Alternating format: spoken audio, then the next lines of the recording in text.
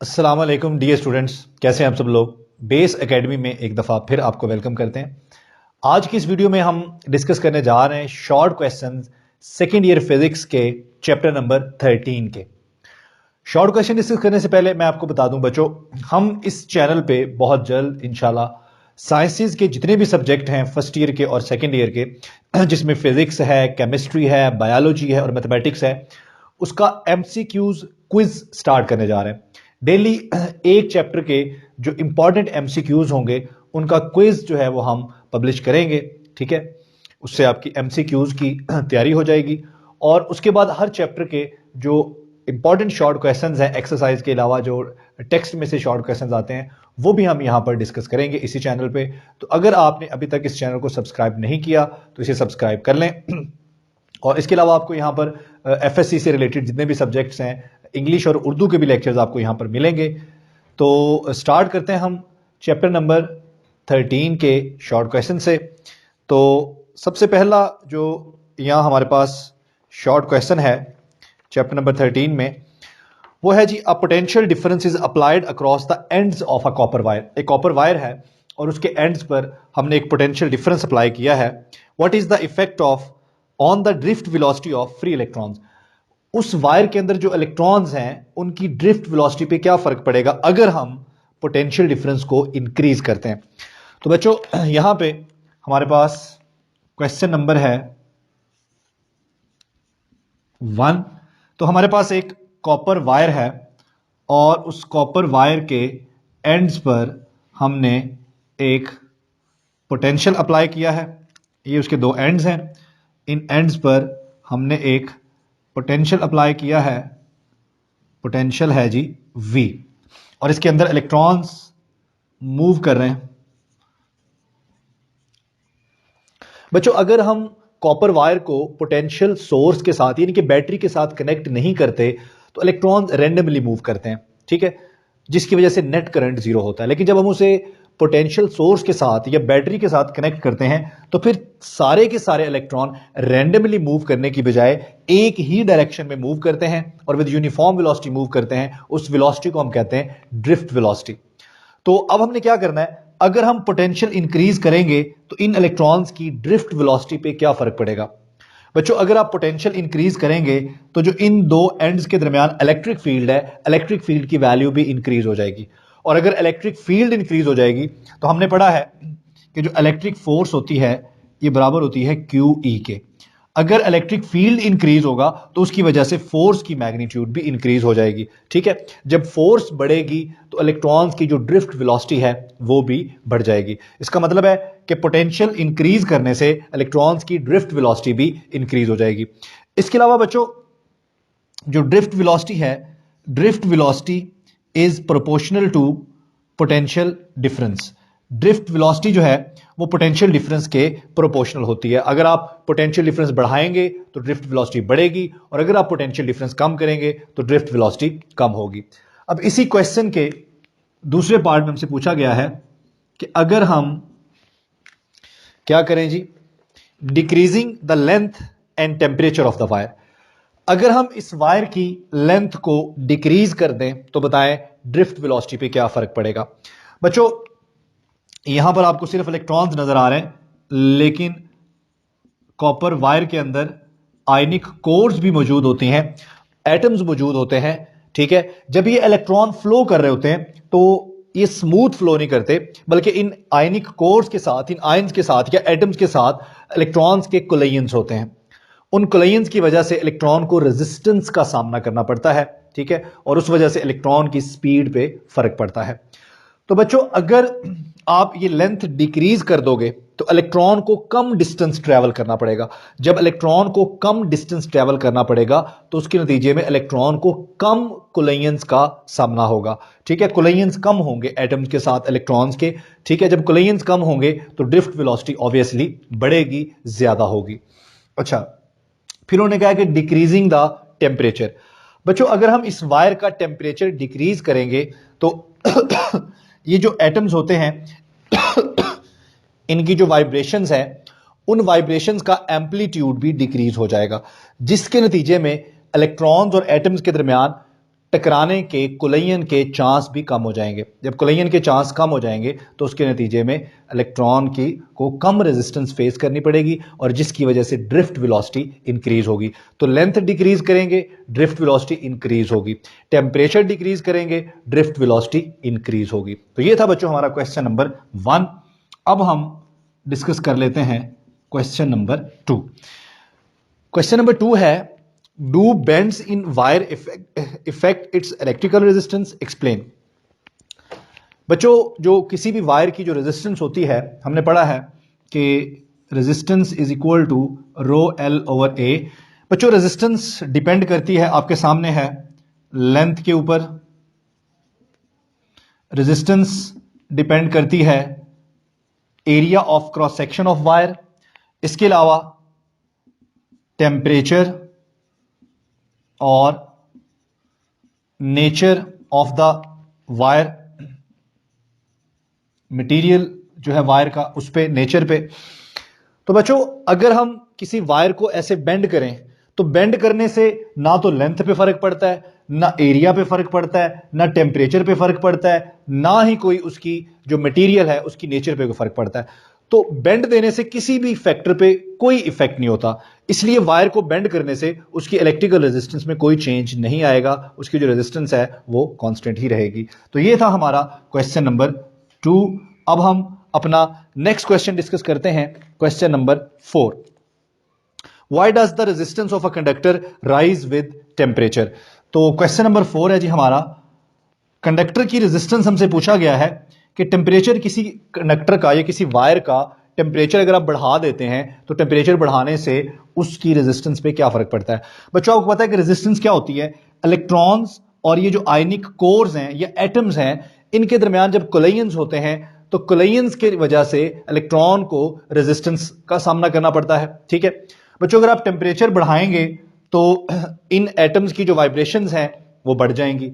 जब वाइब्रेशंस बढ़ जाएंगी, ठीक है, इनका वाइब्रेशंस का एम्पलीट्यूड बढ़ जाएगा, तो इनके और इलेक्ट्रॉन्स के दरमियान कोलिजन के चांस भी बढ़ जाएंगे, जिसके नतीजे में रेजिस्टेंस भी बढ़ जाएगी। तो टेम्परेचर बढ़ाने से रेजिस्टेंस बढ़ जाएगी और टेम्परेचर कम करेंगे तो इन एटम्स की और इलेक्ट्रॉन्स की जो वाइब्रेशंस का एम्पलीट्यूड है वो कम हो जाएगा, जिसके नतीजे में इनके कोलिजन का चांस भी कम हो जाएगा और उसके नतीजे में रेजिस्टेंस भी कम हो जाएगी। तो टेम्परेचर बढ़ाने से रेजिस्टेंस बढ़ेगी और टेम्परेचर कम करने से रेजिस्टेंस कम हो जाएगी। तो ये था हमारा क्वेश्चन नंबर 4। उसके बाद बच्चों हमने जाना है क्वेश्चन नंबर 5 की तरफ। What are the difficulties in testing whether the filament of a lighted bulb obeys Ohm law और नॉट। हमें क्या मुश्किल पेश आती है ये टेस्ट करने में कि जो फिलामेंट है बल्ब का वो ओहम लॉ को ओबे करता है या नहीं करता।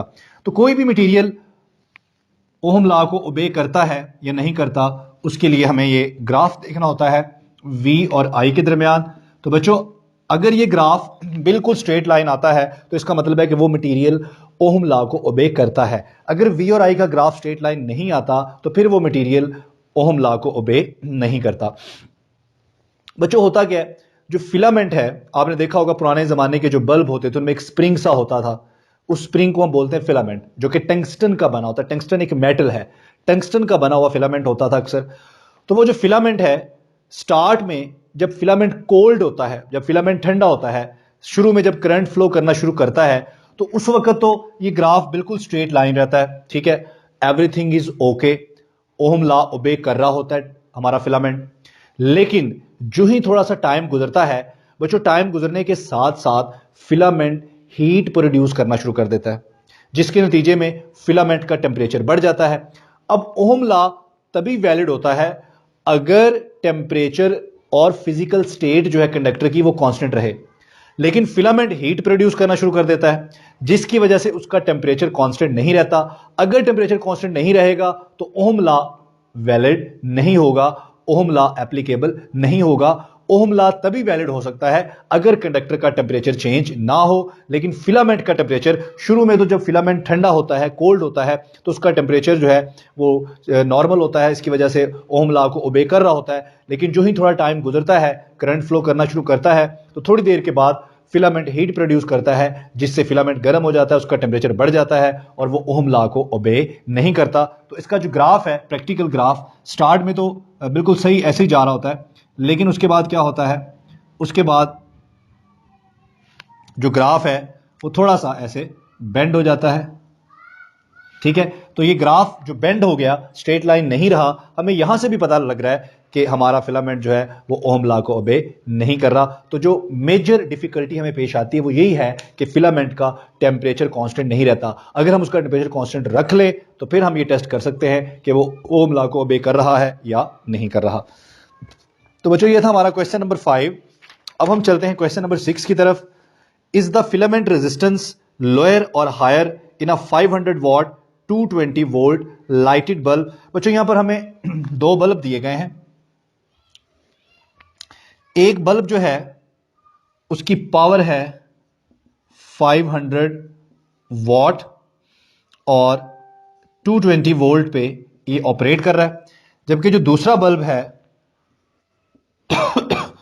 उसकी पावर है 100 वॉट और ये भी ऑपरेट कर रहा है 220 वोल्ट पे। हमसे पूछा ये गया है कि बताइए इन दोनों में से किसकी रेजिस्टेंस ज्यादा होगी और किसकी रेजिस्टेंस कम होगी। तो बच्चों हमने पढ़ा हुआ है कि पावर जो है ये बराबर होती है v स्क्वायर ओवर r। यहां से हम यूं भी लिख सकते हैं r is equal to v square over p। अब देखें अगर वोल्टेज को रखा जाए कांस्टेंट, जो कि कांस्टेंट है दोनों में, देखें वोल्टेज कांस्टेंट है, अगर वोल्टेज को कांस्टेंट रखा जाए तो रेजिस्टेंस जो है ये इनवर्सली प्रोपोर्शनल हो गई पावर के। अब जिसकी पावर ज्यादा होगी उसकी रेजिस्टेंस कम होगी और जिसकी पावर कम होगी उसकी रेजिस्टेंस ज्यादा होगी। बच्चों ये देखें सेकंड बल्ब जो है इसकी पावर कम है, पावर कम तो रेजिस्टेंस ज्यादा, इसकी पावर ज्यादा है इसके मुकाबले में, पावर ज्यादा तो रेजिस्टेंस कम। तो ये जो पहले वाला बल्ब है इसकी रेजिस्टेंस कम होगी और दूसरे वाले बल्ब की रेजिस्टेंस ज्यादा होगी। तो ये था बच्चों हमारा क्वेश्चन नंबर 6। अब हम चलते हैं क्वेश्चन नंबर 7 की तरफ। Describe a circuit which will give a continuously varying potential. ऐसा सर्किट बताइए जो मुसलसल वेरिंग पोटेंशियल देता है, यानी कि ऐसा सर्किट जिससे पोटेंशियल जो है वो मुसलसल चेंज होता रहा है। बच्चों हमें ये बताना है एक ऐसा सर्किट जो हमें कॉन्टिन्यूसली चेंज होता हुआ, बदलता हुआ पोटेंशियल प्रोवाइड कर सकता है। तो बच्चों ऐसे सर्किट को हम कहते हैं पोटेंशियल डिवाइडर या पोटेंशियोमीटर, ठीक है, जो कि हम रियोस्टेट से बनाते हैं। तो ये हमारे सामने सर्किट है पोटेंशियोमीटर का। इसमें आप देख रहे हैं कि हमारे पास एक ईएमएफ सोर्स है, एक बैटरी है हमारे पास, इसके साथ हमने एक गैल्वानोमीटर अटैच किया हुआ है। जबकि इस रेजिस्टेंस के 3 एंड्स हैं, 2 एंड फिक्स हैं ए और बी, और तीसरा एंड जो है वो सी है जो कि वेरी कर सकता है, जिसको हम स्लाइड कर सकते हैं ए और बी के दरमियान, ठीक है, जिससे रेजिस्टेंस कम या ज्यादा होगी। तो बच्चों ए और सी के दरमियान अगर हम पोटेंशियल डिफरेंस निकालें तो ए और सी के दरमियान जो पोटेंशियल डिफरेंस आएगा वो हमारे पास आएगा E over R multiply by R. R क्या है? आर है हमारी टोटल रेजिस्टेंस इस वायर की, ये टोटल रेजिस्टेंस इसकी, ये जो रेजिस्टेंस हमने यहां पे लगाई है। और स्मॉल आर क्या है? ए और सी के दरमियान जो रेजिस्टेंस है ये हमारी स्मॉल आर है। बच्चों अब ये देखें, जब आप ये जो स्लाइडिंग कॉन्टेक्ट है आपका सी, जब सी को आप मूव करेंगे ए और बी के दरमियान तो आर की वैल्यू चेंज होगी। जब आर की वैल्यू चेंज होगी तो ए और सी के दरमियान जो पोटेंशियल हमें मिल रहा है वो पोटेंशियल भी चेंज होगा। तो इस तरीके से हम कॉन्टिन्यूसली मुसलसल पोटेंशियल को चेंज कर सकते हैं इस सर्किट के जरिए। ठीक हो गया।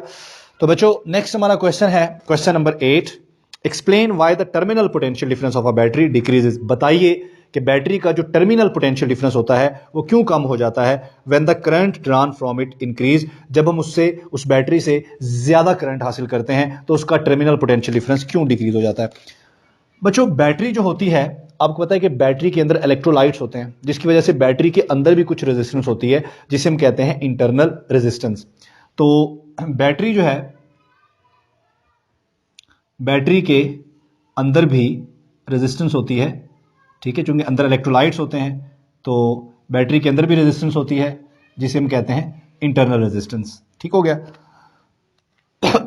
ये है जी हमारी इंटरनल रेजिस्टेंस, इसको हम स्मॉल आर से रिप्रेजेंट करते हैं। बच्चों टर्मिनल पोटेंशियल डिफरेंस का जो फार्मूला है हमारे पास वो है E माइनस आई आर। अब E क्या है? बैटरी का टोटल ईएमएफ, और ये जो आई आर है ये वो पोटेंशियल डिफरेंस है जो इंटरनल रेजिस्टेंस के टर्मिनल्स के अक्रॉस हमें मिलता है। बच्चों अगर हम बैटरी से ज्यादा करंट ड्रॉ करेंगे तो ज्यादा करंट ड्रॉ करने से ये जो पोटेंशियल डिफरेंस है जो बैटरी के टर्मिनल के अक्रॉस हमें मिल रहा है, इसकी वैल्यू क्या होना शुरू हो जाएगी, बढ़ना शुरू हो जाएगी। जब इसकी वैल्यू बढ़ेगी तो ई में से, ई चूंकि ईएमएफ है बैटरी का, ये तो कांस्टेंट रहेगा, इस कांस्टेंट वैल्यू में से जब ये वैल्यू बढ़ती जाएगी, यानी कि ज्यादा वैल्यू माइनस होती जाएगी, तो ओवरऑल वैल्यू क्या होगी, कम होगी। इसको हम यूं समझ सकते हैं कि मसलन ये टर्मिनल पोटेंशियल डिफरेंस जो है, ईएमएफ जो है वो 10 है और ये पोटेंशियल डिफरेंस 2 है, तो टर्मिनल पोटेंशियल डिफरेंस हमारे पास क्या आ गया, 8 आ गया। अब ये जो फैक्टर है आई आर, ये वो पोटेंशियल है जो इंटरनल रेजिस्टेंस के अक्रॉस हमें मिल रहा है। अगर इसकी वैल्यू हम बढ़ाएंगे, अगर हम करंट बढ़ाएंगे तो इसकी वैल्यू भी बढ़ेगी। जब इसकी वैल्यू बढ़ेगी तो फर्ज कर ले पहले यहां वैल्यू थी 2, अब बढ़ के यहां पर वैल्यू कितनी हो गई, 5। ठीक है, जब वैल्यू 5 हो गई, पहले यहां वैल्यू थी 2, तो हमें आंसर मिल रहा था 8। अब ई तो फिक्स है, इसने तो 10 ही रहना है, लेकिन यहां वैल्यू बढ़ गई, पहले 2 थी अब 5 हो गई, तो 10 माइनस 5 5। तो टर्मिनल पोटेंशियल डिफरेंस ये क्या है, टर्मिनल पोटेंशियल डिफरेंस, ये पहले 8 था अब कितना हो गया, 5। तो टर्मिनल पोटेंशियल डिफरेंस क्या हो रहा है, डिक्रीज हो रहा है, जबकि आई आर क्या हो रहा है, इंक्रीज हो रहा है। तो बच्चों अगर हम आई आर की वैल्यू, यानी कि जो बैटरी से करंट ड्रॉ कर रहे हैं हम, अगर हम उसको बढ़ाएंगे तो टर्मिनल पोटेंशियल डिफरेंस की वैल्यू डिक्रीज हो जाएगी। ये कैसे होगी, इस फार्मूले के मुताबिक हमने यहां पर ये बताया कि किस तरह से इंक्रीज होगी। इसके बाद हमारे पास इस चैप्टर का लास्ट क्वेश्चन है, what is Wheatstone bridge, how can it be used to determine an unknown resistance. तो वेटस्टोन ब्रिज क्या होता है बच्चों, वेटस्टोन ब्रिज रेजिस्टेंस का एक ऐसा नेटवर्क होता है जिसकी मदद से हम किसी भी अननोन रेजिस्टेंस की वैल्यू बड़ा ही एक्यूरेटली मालूम कर सकते हैं। तो यहां हम सिर्फ उसका स्ट्रक्चर ड्रॉ करते हैं। हमारे पास ये एक ब्रिज होता है 4 रेजिस्टेंस का। बच्चों ये हमारे पास वेटस्टोन ब्रिज का एक सर्किट है जो कि एक कॉम्बिनेशन है, एक नेटवर्क है 4 डिफरेंट रेजिस्टेंस का। तो ये हमारे पास कॉम्बिनेशन है, एक नेटवर्क है 4 रेजिस्टेंस का, और यहां दरमियान में आप देख रहे हैं कि गैल्वानोमीटर लगा हुआ है। अब इन चारों रेजिस्टेंस की वैल्यू हमने यूं एडजस्ट करनी है कि गैल्वानोमीटर में से फ्लो करने वाला करंट 0 हो जाए, गैल्वानोमीटर हमें कोई डिफ्लेक्शन शो ना करे। जब ऐसा होगा तो उस वक्त हमारे पास कुछ ऐसा एक रिलेशन बन जाएगा, R1 over R2 is equal to R3 over R4। अब इन चारों में से अगर कोई एक रेजिस्टेंस अननोन हो, मिसाल के तौर पर R1 अननोन है, तो हमने इसकी वैल्यू निकालनी है। तो कैसे निकाल सकते हैं, R1 को हम यहां रहने दें, R2 डिवाइड हो रहा है, ठीक है जी, तो उधर जाके मल्टीप्लाई हो जाएगा। तो इस तरह से हम किसी भी अननोन रेजिस्टेंस की वैल्यू वेटस्टोन ब्रिज की मदद से निकाल सकते हैं। इसके साथ ही हमारे आज का जो सेशन है वो कंप्लीट हुआ। हमारे चैप्टर नंबर 13 के भी शॉर्ट क्वेश्चन कंप्लीट हो गए। हम पहले सेकंड ईयर के तमाम चैप्टर्स के शॉर्ट क्वेश्चन कंप्लीट करेंगे और उसके बाद हम न्यूमेरिकल्स भी यहां पर करेंगे। Thank you, Allah Hafiz.